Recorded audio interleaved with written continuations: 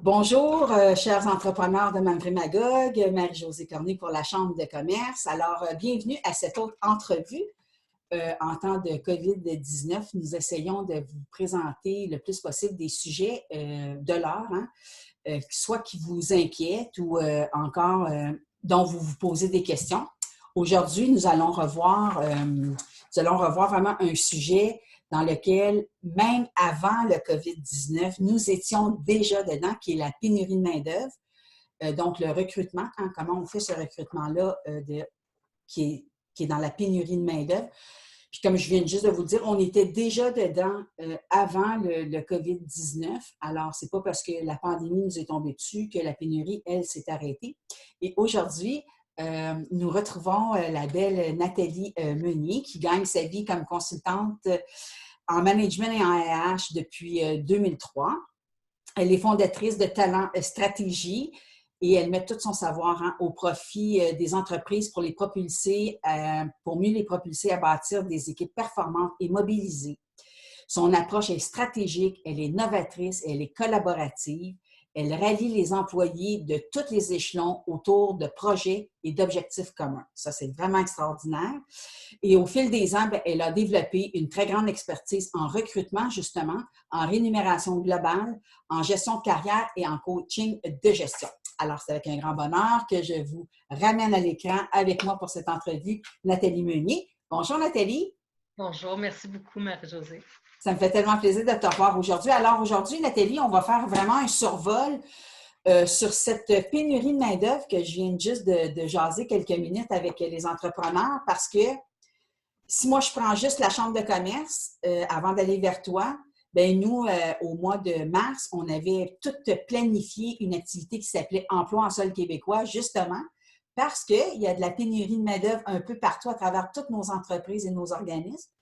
Puis, c'était une super activité. On l'attendait vraiment depuis longtemps parce que toute la mise en place que ça prend pour faire venir des gens de Montréal avec un mailage avec les employeurs et tout, et bien, tout s'est effondré comme un château de cartes parce que la pandémie nous a tombé dessus et qu'on a dû tomber en confinement. Alors, ma première question que je te poserais, Nathalie, c'est comment un employeur peut se démarquer, par exemple, pour attirer des bons candidats dans son entreprise? OK. Bien, une des choses qui est importante, c'est de prendre le temps de cibler c'est quoi que ça prend comme personne, comme personnalité pour avoir du plaisir et être bon dans chacun des postes. Donc, si on prend le temps de dire, bon, on veut un exemple, une réceptionniste. Je dis une parce que la plupart du temps, c'est des femmes qui font ce travail-là, mais j'ai vu des très bons réceptionnistes aussi. Mais une personne qui travaille à la réception, c'est une personne qui doit être sociable, qui doit aimer les gens. Parce que c'est souvent la première personne qu'on voit quand on se rend dans une entreprise, puis elle est complètement sollicitée, que ce soit verbalement, par écrit, elle reçoit des courriels, des demandes d'aide, des téléphones. Fait qu'il faut être capable, il faut aimer assez les gens pour être capable de toujours rester souriant, patient avec nous quand on travaille à la réception. Donc, la qualité la plus importante, c'est ça. Puis la façon de se démarquer pour attirer une personne comme ça, c'est de montrer qu'on a un environnement qui est amical, où la personne ne sera pas isolée dans un petit coin parce que ce qu'elle aime, c'est les gens. Comptable, technicien comptable. C'est une personne pour qui l'interaction sociale peut être importante, peut-être pas au même degré. Par contre, cette personne-là, il faut qu'elle soit très précise dans son travail. Parce que si elle fait des erreurs dans la comptabilité, ça peut causer des gros problèmes, puis des amendes, puis toutes sortes de choses à l'entreprise. Donc, pour attirer une personne qui va travailler en comptabilité, on ne va pas mettre de l'avant autant que les gens sont amicaux. On peut le faire si c'est notre marque de commerce et si c'est quelque chose qui démarque la compagnie. Mais ce qu'on veut vraiment, c'est montrer que la personne va travailler dans un environnement où elle va être capable de se concentrer. Parce que quand on n'est pas capable de se concentrer, on se fait interrompre à tout bout de champ. On a plus de chances de faire des erreurs. Puis quelqu'un qui est précis et qui aime l'être, ça lui tient à cœur de ne pas faire des erreurs. Donc, il faut vraiment arrimer la façon dont on positionne un emploi par rapport à ce qu'on cherche. L'autre chose aussi, c'est que il y a certains types de postes qui attirent des gens qui ont besoin de beaucoup d'autonomie. Souvent, les gens qui sont des très bons représentants, ceux qui vont sur la route ou qui vont faire du démarchage auprès de clients qui ne les connaissent pas, sont des personnes qui ont besoin de travailler dans la liberté. Puis des fois, les autres les regardent et disent « Ouais, il ne travaille pas bien d'heures, lui ou elle. » Mais dans le fond, ils ne sont peut-être pas beaucoup d'heures au bureau, mais ils font beaucoup de travail dans leur tête, par Internet, tout ça, en dehors du bureau. Puis c'est ça qu'on veut, parce qu'on veut qu'ils établissent des contacts avec des gens. Donc, pour attirer des personnes comme ça, il faut démontrer qu'on est capable de leur laisser une certaine liberté d'action, puis on ne sera pas toujours en train de regarder par-dessus leurs épaules, parce que ça ne les fera pas sentir trop bien. Fait qu'il y a la partie par rapport au poste, mais il y a aussi la partie par rapport à l'entreprise. Comme je disais tout à l'heure, dire que les employés sont amicaux, ça a l'air de rien, mais on passe tellement de temps au travail. Si les gens avec qui on travaille ils ont l'air bêtes ou bien ils ne nous aiment pas la face ou ils trouvent qu'on ne fit pas, bien, ça ne sera pas le fun de travailler là. Fait que c'est important de donner un portrait qui va représenter la réalité aussi. Il y a plein de choses qu'on peut mettre de l'avant pour se mettre en valeur en tant qu'employeur. Ce n'est pas toujours par rapport à la compagnie.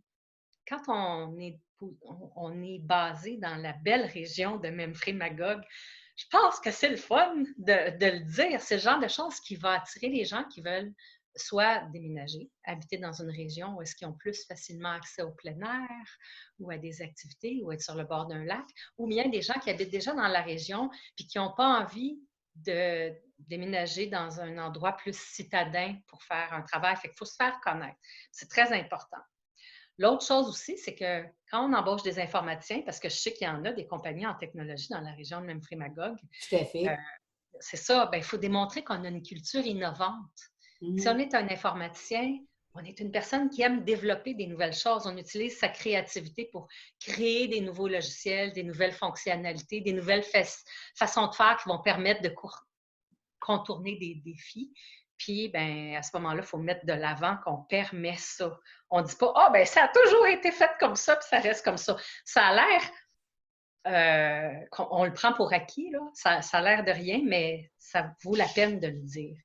Puis, les valeurs d'une entreprise, ce qui constitue sa culture, c'est quelque chose qui est important aussi de mettre de l'avant pour attirer les bonnes personnes.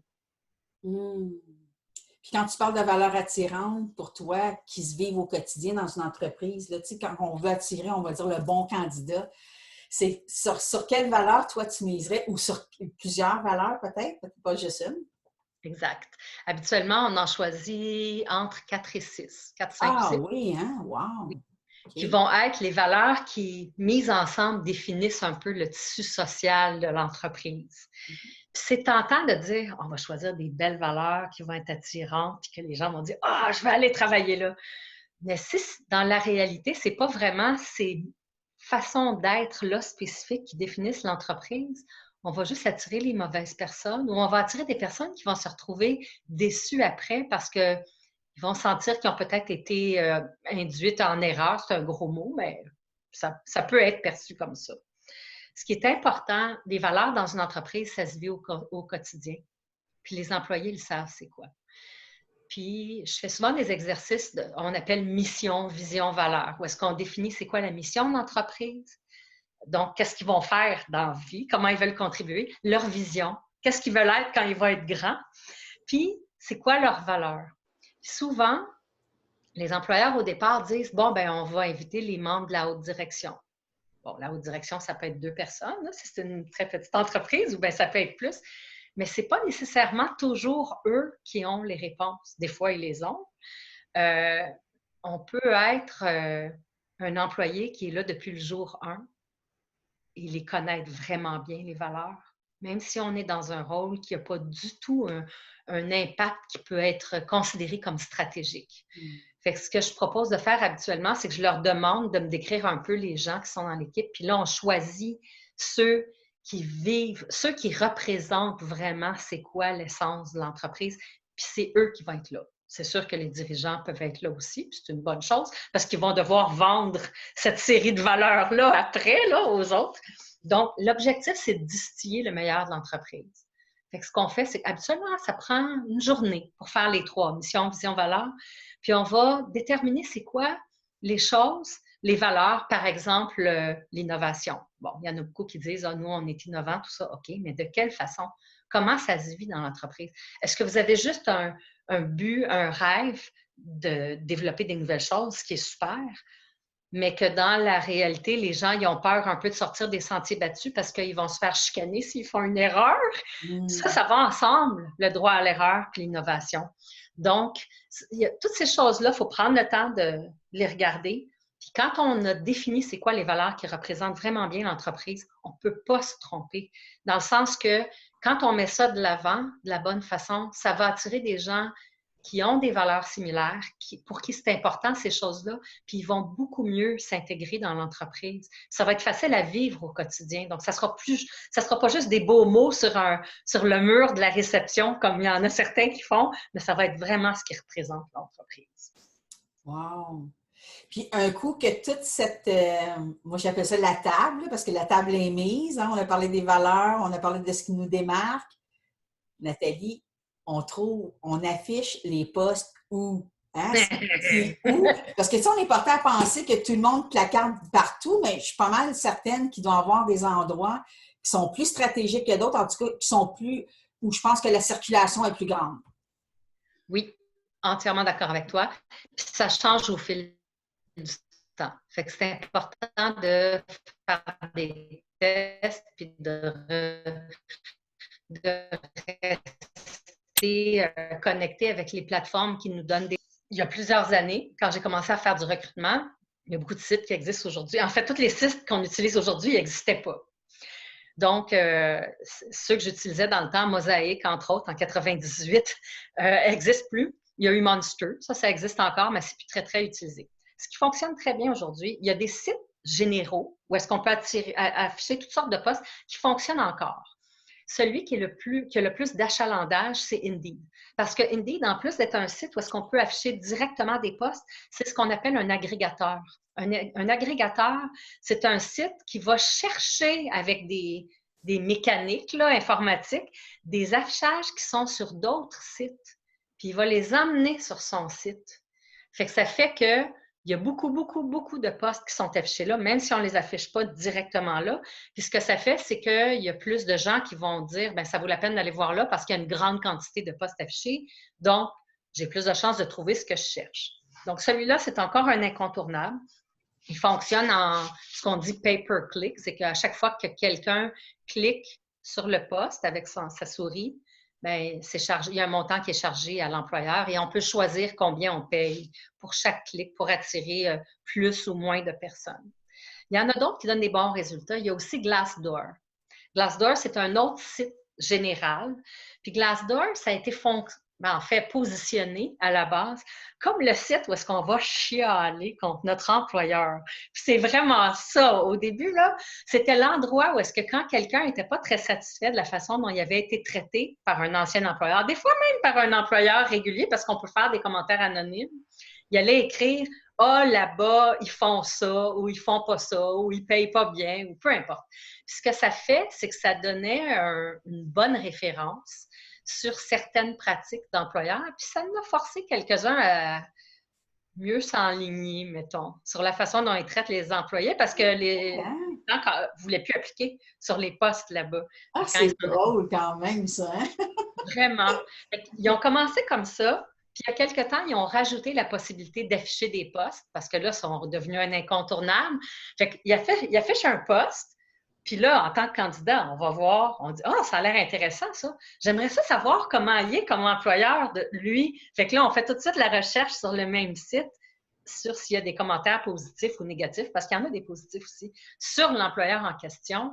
Puis ça donne un outil à guichet unique aux chercheurs d'emploi. Fait que c'est quand même assez puissant pour avoir une belle visibilité. Alors, je trouve qu'en plus de donner la recommandation, Nathalie, tu donnes un avertissement déguisé aux entrepreneurs, oui. En tout cas, qui des fois sont plus de mauvaise humeur que d'autres, peut-être, de faire attention parce que Glassdoor existe. Hein? Bon. Exact. Puis en tant qu'employeur, c'est toujours bon d'aller voir de temps en temps s'il y a des choses qui sont écrites sur notre entreprise, sur Ah, Glassdoor. tout à fait. Non, mais parce que tu parles aussi du côté positif, là, tu sais, c'est le fun de savoir que tes employés t'aiment puis qu'ils ont mis quelque chose sur toi là-dessus aussi. Absolument. Ouais. Un autre site général qui est vraiment utile, c'est celui d'Emploi Québec. Ah oui. Le site d'Emploi Québec existe depuis longtemps. Puis, c'est l'équivalent de quand on allait là, à Stas et Assurance Emploi, là, mon bureau de l'assurance chômage dans le temps, là, puis qu'il y avait des petits postes affichés là, sur des tableaux. Quand j'étais adolescente, c'était ça. Bien, c'est l'équivalent. C'est Ça a vrai. été repris par Emploi Québec. OK. Emploi Québec, quand il y a des nouveaux arrivants, ils ne peuvent pas avoir une liste de tous les sites d'affichage de postes, puis il y en a beaucoup qui viennent les voir même avant d'arriver ici. Mais Emploi Québec les dirige vers le site d'Emploi Québec pour chercher des postes. Donc, quand on a des postes à combler où ça importe peu si la personne a une expérience locale, puis qu'on a une pénurie, bien, ça vaut la peine d'afficher sur Emploi Québec aussi, même si ce n'est pas le site le plus fréquenté, parce que les nouveaux arrivants vont aller voir là. Donc, il y a des chances qu'on trouve des gens comme ça auxquels les autres n'auront pas nécessairement accès.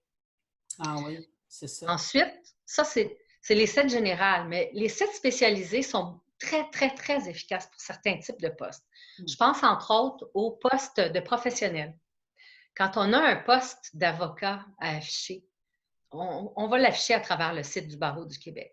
Si on a un poste de CPA comptable ou bien de professionnel en ressources humaines, ça vaut vraiment la peine de l'afficher sur le site de l'ordre professionnel. Donc, ça, c'est intéressant parce que les ordres professionnels, en plus, ils nous facturent, bien sûr, quelques centaines de dollars. C'est souvent aux alentours de 500 dollars jusqu'à 600 à peu près, incluant les taxes. Puis, ils vont afficher le poste pendant un certain temps, mais ils vont aussi diffuser dans le bulletin de nouvelles qu'ils envoient à tous leurs membres. Donc, même quelqu'un qui ne cherche pas un emploi, qui ne va pas nécessairement aller voir sur le site, va recevoir les postes, puis pourrait dire « Ah, ça, c'est vraiment intéressant. Je ne cherche pas activement, mais je rêve d'avoir un emploi comme ça ou à cet endroit-là depuis longtemps. » Fait qu'ils peuvent choisir d'appliquer quand même.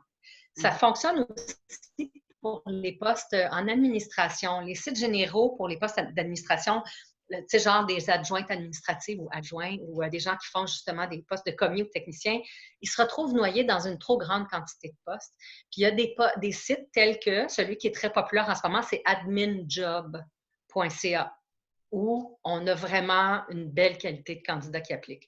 Même chose pour l'hôtellerie. C'est vraiment pas facile, mais il y a un site qui s'appelle hôtelleriejob.com, celui-là, où c'est une bonne place pour afficher des hôtelleries, tout ça.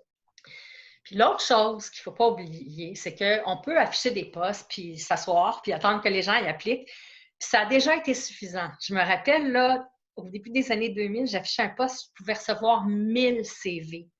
Puis là-dessus, il y en avait au moins 10 qui valaient la peine de considérer. Fait que c'est beaucoup, 100 candidats à considérer. Donc, c'est plus comme ça. En contexte de pénurie, il faut être proactif. Donc, c'est payant de faire des choses, soit aller chercher sur LinkedIn, faire des recherches avec des mots-clés, ou bien utiliser des réseaux sociaux comme Facebook, où est-ce qu'on crée un profil d'entreprise, puis on crée une communauté qui va nous suivre. Comme vous avez une page pour la Chambre de commerce, c'est ça. C'est qu'on va créer une communauté, dans votre cas, des membres, mais ça peut être des gens qui cherchent l'emploi dans la région aussi. Fait que pour un employeur, avoir une page d'entreprise, c'est devenu un incontournable sur Facebook, sur LinkedIn. C'est vraiment intéressant. Puis, c'est important de partager des nouvelles de temps en temps de ce qui se passe. Ah, on a fait un événement, une activité de bénévolat. Il y en a qui vont s'impliquer dans toutes sortes de causes locales. Ça peut être un employé, un groupe d'employés, ça peut être l'entreprise au complet. Puis ça, c'est le genre de choses qui montrent que l'entreprise n'est pas là juste pour l'argent. Elle est là aussi pour partager avec les autres, pour contribuer à sa communauté. Puis ça, c'est le genre de choses qui attirent beaucoup les gens, surtout dans les nouvelles générations qui arrivent là, sur le marché du travail. C'est important pour eux que ce qu'ils font contribue. Puis je ne dis pas que ça ne l'est pas pour les autres, mais pour eux, c'est particulièrement important. Fait que c'est intéressant de faire ça. Puis, dernière chose sur le sujet que je voudrais rajouter, c'est que ça va devenir de plus en plus important d'avoir une personne dans la compagnie qui est en charge de la relation avec la communauté, que la communauté soit des candidats potentiels, tout ça. Puis ça n'a pas besoin d'être un expert en ressources humaines qui coûte très cher, puis tout ça. Ça peut être la personne qui est à la réception, qui a des très bonnes habiletés sociales, qui va faire des posts de choses que des gens dans la compagnie vont partager avec cette personne-là sur Facebook. Ça peut être une personne de ressources humaines, si l'employeur en a besoin, qui est là à temps partiel. Il y a de plus en plus de gens en ressources humaines qui font de la consultation. Moi, je le fais par mandat, mais il y en a que ce qu'ils font, c'est qu'ils choisissent quelques employeurs qui ne sont pas en compétition du tout l'un avec l'autre, puis ils vont travailler à temps partiel pour 2 ou 3 employeurs différents. Ça peut être sur appel ou des journées déterminées. Fait que ça permet de garder les coûts pas trop élevés, mais d'avoir quelqu'un qui va être là pour aider à faire des entrevues, à donner des conseils aux gestionnaires, à faire ces posts-là sur Facebook et tout ce genre de choses. Oui, très intéressant. Puis c'est vrai que la page Facebook, c'est quelque chose, pour nous, la Chambre de commerce, c'est pas juste des membres, hein, aussi, Nathalie.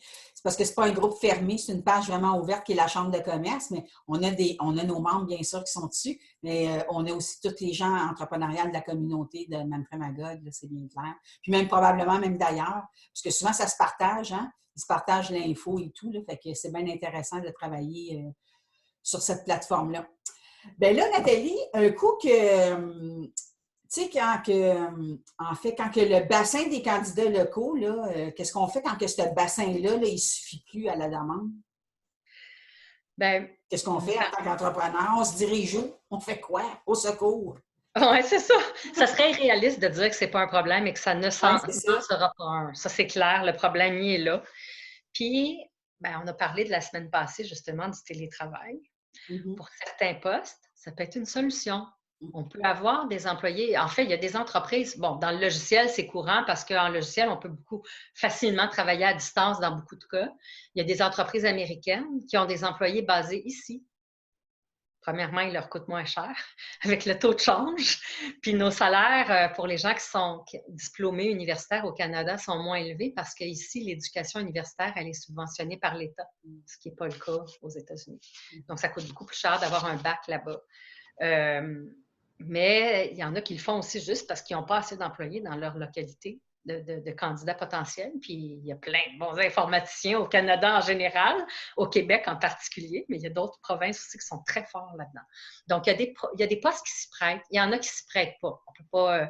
quelqu'un qui doit travailler sur une machine, opérer une machine pour produire quelque chose, bien, on n'a pas le choix. Dans ce cas-là, il va y avoir d'autres choses qui vont pouvoir aider.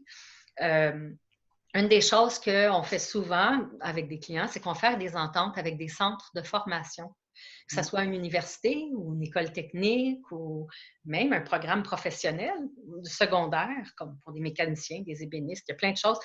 Ce qu'on fait, c'est qu'on va dire à ces écoles-là, nous, on a de la place pour 1 ou 2 personnes qui vont être en mode apprentissage dans l'entreprise. Ça peut être à temps plein durant l'année, ou ça peut être pendant une période donnée où est-ce qu'il y a plus de temps ou plus de travail.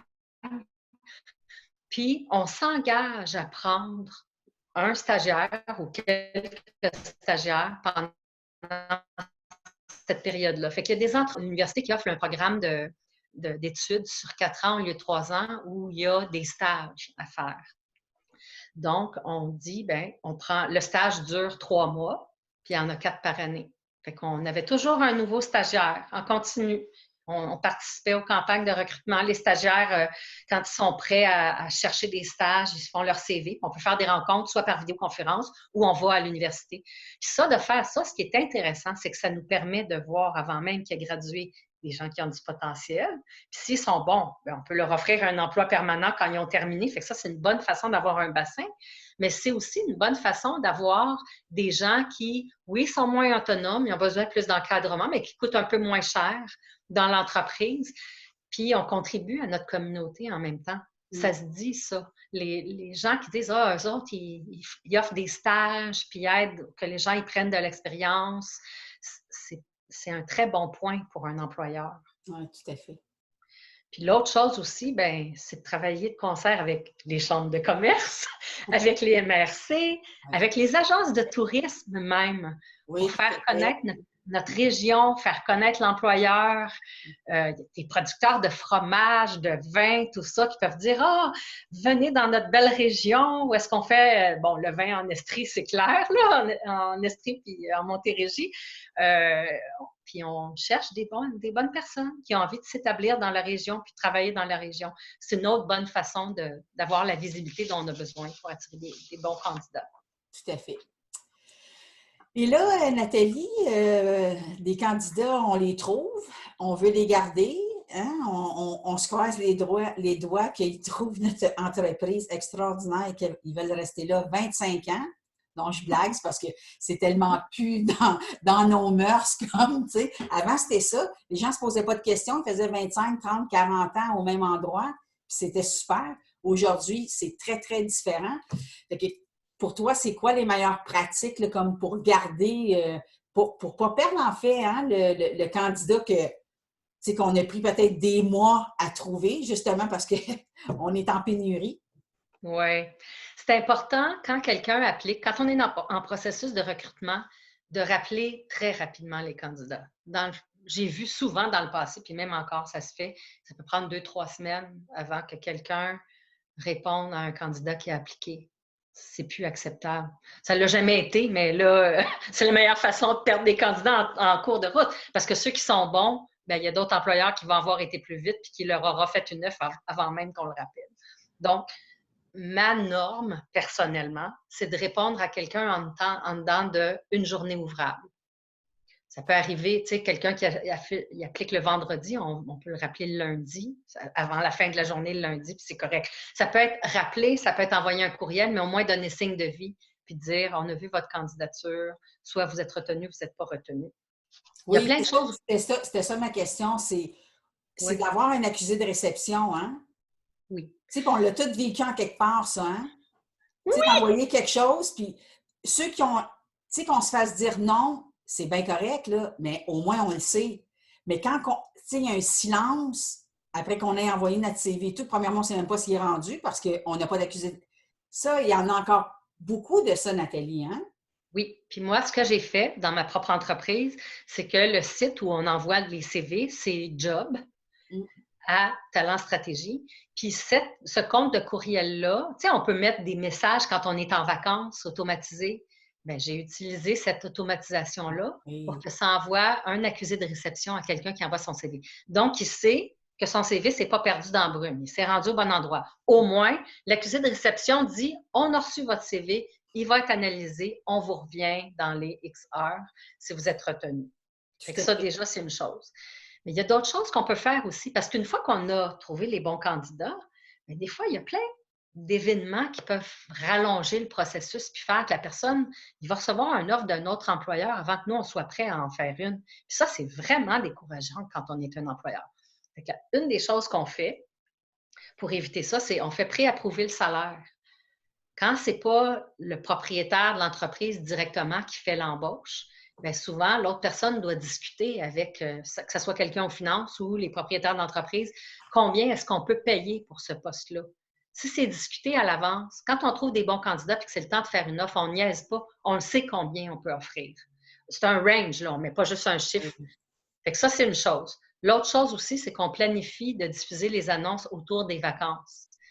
Si on fait passer une annonce puis que la personne qui va trier les CV va être en vacances pendant 2 semaines après, bien, c'est ça. Les candidats n'auront pas de nouvelles avant 2 semaines. Ouais. Donc, ça a l'air niaiseux, là, mais souvent, les gens se disent, bien, c'est parfait, je vais passer les annonces, les candidats vont appliquer, puis quand je vais revenir, toutes les applications vont être là, je vais passer à travers. Malheureusement, ça fonctionnait dans le passé, mais aujourd'hui, on ne peut plus se permettre de faire ça. Ça, c'est important. Puis la dernière chose, c'est de bloquer à l'avance des plages horaires pour des entrevues avec les gestionnaires, parce que souvent, il y a 2 personnes, des fois 3 dans l'entrevue. Quand on ne veut pas étirer le processus, on essaie de ne pas faire 20 entrevues avant de se décider. Donc, ce qu'on fait, c'est qu'on s'assoit à l'avance, bien, on discute à l'avance de certaines plages horaires prédéfinies que tout le monde bloque dans leur calendrier ou une personne le bloque pour tout le monde en envoyant des invitations pour que ces gens-là soient disponibles. Puis quand on parle avec un candidat ou une candidate qui est bon, on le book tout de suite dans une de ces plages horaires-là. Fait qu'il n'y a pas de délai pour découvrir qui va être disponible quand. Puis là, ça peut prendre 2 semaines avant que tout le monde soit disponible en même temps. Ça, c'est tout le genre de truc qui permet d'aller plus vite. Puis vraiment, quand on commence le processus, si on étire le processus plus que 2 semaines, on a 50% de chance de perdre le ou les 2 meilleurs candidats. C'est aussi simple que ça. Ah oui, hein? C'est quand même élevé. Fait qu'il faut faire attention.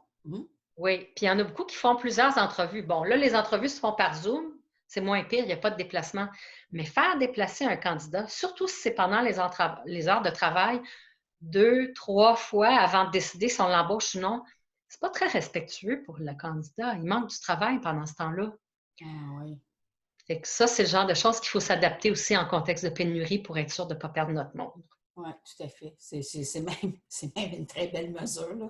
Je pense enregistrer. Non, mais on est dans le contexte de la pénurie de main-d'œuvre, tu sais, c'est comme ça serait le fun que, oui, c'est ça, qu'on se soit gagnant, hein, sur toute la ligne, surtout après tous ces efforts-là. Parce que, tu sais, là, on vient de défiler quand même une lignée dans laquelle on se trouve en tant qu'entrepreneur quand on est en pénurie de main-d'œuvre. Puis pour conclure cette belle entrevue-là, Nathalie, un coup que là, le choix final est fait, là, en tout cas, on est pas mal certain que ce soit sur un ou plusieurs choix. Comment est-ce qu'on fait une bonne offre, hein? Mais surtout, sans créer une injustice à l'interne, puis que là, les autres, que ça fait longtemps qu'ils sont avec toi, ils ne viennent pas apprendre que, en fin de compte, cette personne, tu sais, ça ne prend pas grand-chose hein, pour secouer à ce niveau-là. Fait que comment on fait en tant qu'entrepreneur pour s'assurer que l'offre est quand même legit pour tous, là, tu sais? Il y a 2 points importants à ta question. En fait, la première, c'est justement de s'assurer qu'on paye tout le monde équitablement. Un par rapport à l'autre, par rapport à la valeur du travail qu'il fait dans l'entreprise. Puis pour faire ça, la meilleure façon, c'est de faire une évaluation des postes. C'est qu'on évalue en utilisant, il y a des méthodes, là, il y en a une, entre autres, la méthode point facteur, qui est vraiment efficace pour faire ça. Puis, ça permet de déterminer quelle valeur a chaque poste dans son entreprise. Parce que d'une entreprise à l'autre, ça peut changer. Un poste de commis comptable peut être beaucoup plus large, va avoir beaucoup plus de responsabilités dans une entreprise que dans une autre, dépendant de la grosseur, dépendant de combien il y a de gens dans l'équipe, tout ça. Donc, ça, c'est important. Quand on fait ça, ensuite, on arrime la valeur de nos postes avec le marché. Puis quand on s'aperçoit que les employés qui sont là depuis longtemps, qui sont loyaux, qui connaissent bien l'entreprise, sont payés en dessous du marché, ça vaut la peine de voir comment est-ce qu'on peut faire pour les ramener au marché avec le temps. C'est une question de respect, c'est une question de justice. Puis il y a beaucoup d'employeurs qui vont dire oui, mais j'arriverai plus. Bien, peut-être que c'est le temps de regarder comment on fait pour être plus productif. Si on ne peut pas arriver en payant les gens ce qu'ils valent sur le marché, parce que ce qui va arriver, c'est qu'on va finir par les perdre. Quand ils vont parler avec leurs amis, puis ils vont s'apercevoir que leurs amis qui font la même chose gagnent beaucoup plus ailleurs, ils vont commencer à chercher un employeur. C'est une question de survie pour l'entreprise dans un sens comme dans l'autre. L'autre point, c'est que même si on n'offre pas les salaires les plus élevés, on peut être quand même un employeur très, très attirant pour les candidats. Puis avec le COVID-19, s'il y a une chose que, en tout cas, moi, j'ai réalisé, puis je pense qu'il y en a beaucoup d'autres qui vont l'avoir réalisé, c'est combien c'est le fun d'avoir un meilleur équilibre dans notre vie, puis de pas toujours être essoufflé, puis courir après son temps. Puis, ça nous a forcé un peu à prendre du recul, puis penser à c'est quoi nos priorités. Donc, je prédis, puis ça, c'est mon opinion personnelle, qu'il y a de plus en plus d'employés qui vont vouloir plus de vacances, plus de flexibilité, puis qui vont être prêts à ne pas avoir les salaires plus élevés si on a à choisir entre les deux, qui vont choisir d'avoir un équilibre de vie pour passer plus de temps pour voir leurs enfants grandir, pour aller se promener dans le bois, peu importe ce qu'ils vont faire. Donc, les choses qu'il faut regarder, bien sûr, il y a le salaire. Puis ça, il faut toujours le demander au début du processus parce que ça permet de savoir c'est quoi les attentes des candidats puis si on peut les combler. Si leurs attentes salariales sont 15 000 au-dessus de ce que notre compagnie peut payer, bien, ça ne donne rien de leur faire perdre leur temps ni de perdre le nôtre. Fait qu'il y a les vacances, il y a l'assurance collective. Avant, c'était beaucoup moins prisé par les employés plus jeunes, les assurances collectives. C'était plus les employés qui ont des enfants puis qui ça coûte cher de médicaments. Bon, on a l'assurance médicaments quand même, mais ça coûte très cher, qui s'intéressent à ça. Mais de plus en plus, les gens s'aperçoivent que quand on est malade, on a un accident, puis qu'on est obligé de se mettre sur le chômage, si notre salaire est pas mal plus élevé que le chômage, c'est vraiment pas bon. On peut se retrouver dans un très mauvais pas financier. Donc, les assurances collectives qui vont offrir une invalidité, long terme. Ça veut dire à partir de 3 mois, quand on a une maladie plus sérieuse, mais ça peut être très, très utile. Fait que ça, c'est le genre de choses qui peut aider. Les horaires flexibles. De plus en plus, les employeurs qui doivent s'adapter pour offrir le télétravail, qui est un autre élément très important, vont avoir une ouverture ou vont devoir en avoir une par rapport au travail flexible. Tu sais, dire on punch the clock, comme ils disent en anglais, là, on rentre à 9 heures, on finit à 5 heures, ça ne fait pas qu'on travaille mieux.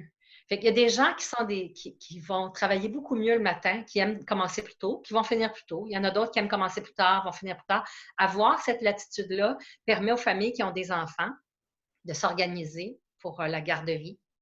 Fait que ça permet d'avoir une meilleure balance là aussi. Puis, l'horaire condensé, on en entendait parler des années 80, des gens qui disaient « Oh, dans le futur, on va travailler 4 jours par semaine. » Bien, peut-être que c'est rendu une option à considérer, de laisser les gens travailler plus d'heures sur 4 jours, puis de travailler seulement 4 jours dans la semaine, ou travailler moins d'heures, puis de calculer notre force de travail, puis notre équipe en fonction de ça. Puis, il y a des entreprises qui offrent ce qu'on appelle un budget bien-être. Un budget bien-être, c'est de l'argent que l'entreprise a le droit de dépenser pour améliorer la condition de travail des gens. Donc, ça peut être une chaise plus chère, une chaise ergonomique. Bien, si l'employé dit « Moi, j'ai des problèmes de dos, puis je veux une meilleure chaise », bien, il peut appliquer son budget à ça. Ça peut être des très bons écouteurs, parce qu'il y en a qui travaillent en air ouverte, puis pour être capable de se concentrer, vont utiliser des écouteurs avec de la musique. Ça peut être faire partie d'une équipe de hockey. Mm-hmm. Habituellement, on paye pour le temps de glace. Bien, ça a l'air de rien, mais être en forme, ça aide à être plus performant au travail aussi. Donc, tout ça pour dire que ce n'est pas toujours le salaire le plus élevé qui va faire qu'on va attirer les bonnes personnes. Non, puis tu sais, moi, je ferais encore du pouce sur toi, Nathalie, c'est très vrai. Moi, j'ai vu des entreprises même qui ont installé des centres de conditionnement physique à l'interne de leur entreprise. Tu sais, ça a l'air de rien, mais quelqu'un qui aime beaucoup s'entraîner, c'est déjà ça de plus. Puis je vais dans la même direction que toi. Je pense que ce confinement-là a fait réaliser à des gens peut-être qui maintenant préfèrent travailler en télétravail et réalisent qu'ils sont plus sur la route. Et peut-être que, tu sais, le salaire qui devient plus onéreux parce qu'à cause du déplacement et tout, on va dire à 35 $ et plus de l'heure, mais ça se peut qu'une personne accepte de le faire à peut-être autour de 30 $ de l'heure, mais elle n'a pas à se déplacer, elle n'a plus d'essence à payer, tu sais, il y a tellement de facteurs qui tournent alentour de ça. Je crois sincèrement que cette COVID-19 est en train de nous apporter beaucoup de choses qui a eu l'air d'un premier coup dans un aspect très négatif. En tout cas, on a eu peur aussi pour notre santé et tout, et avec raison. Mais là, je pense qu'on est en train de se déposer là-dedans. Puis on est en train de voir comment on va... il y a le après-crise. Hein? En tout cas, moi, je le sens, on est en train de le préparer tranquillement. Tu sais, les experts viennent vers nous et nous disent, bien là, il y a une après-crise. Les gens se préparent tranquillement. Fait que j'ai bien hâte de voir ce que ça va donner. Alors, merci Nathalie Meunier pour tous ces conseils en pénurie de main-d'œuvre. Bien, le recrutement, en fait, en pénurie de main-d'œuvre. J'espère que c'est ça, on va être aussi aidant qu'on l'était avant la pandémie. En tout cas, nous, sur Magog, on va faire revenir l'emploi en sel québécois. Je ne sais pas trop quand parce que la distanciation est toujours là. Ça, c'est la problématique quand même à l'heure actuelle. Mais voilà, on reste à l'affût de tout ce qui peut se faire là, pour aider nos entrepreneurs qui sont vraiment en crise de main-d'œuvre. Comme pour l'après-crise, que quand ça va démarrer, parce qu'on se l'est dit d'entrée de jeu tantôt, c'est pas parce que le COVID-19 est arrivé que la pénurie, elle a cessé. Là. Bien au contraire, je pense que même il y a eu un ralentissement. Puis pour redémarrer ça, si en plus tu es en pénurie de main-d'œuvre, ça doit pas être... ça doit être un facteur assez anxiogène, c'est ça que je veux dire. Ouais. Fait que voilà, Nathalie, merci pour tes précieux conseils. C'est toujours un bonheur de t'accueillir à la Chambre. Alors voilà, chers entrepreneurs, j'espère que vous avez passé du bon temps avec nous. J'espère que c'est aidant d'entendre tous ces bons conseils-là de Nathalie Meunier de Talent Stratégie. Alors, je vous dis à la prochaine pour un autre rendez-vous, une autre entrevue ou très bientôt, à partir de la semaine prochaine, des capsules info entre 5 et 10 minutes pour vous donner des petits cues à travers notre confinement encore et le COVID-19, mais surtout pour la reprise, justement, qui s'en vient très lentement à travers tout le Québec. Alors, voilà, Nathalie, je te souhaite une merveilleuse journée. À la prochaine. Merci. Toi aussi. Au Merci revoir. à tous. Bye!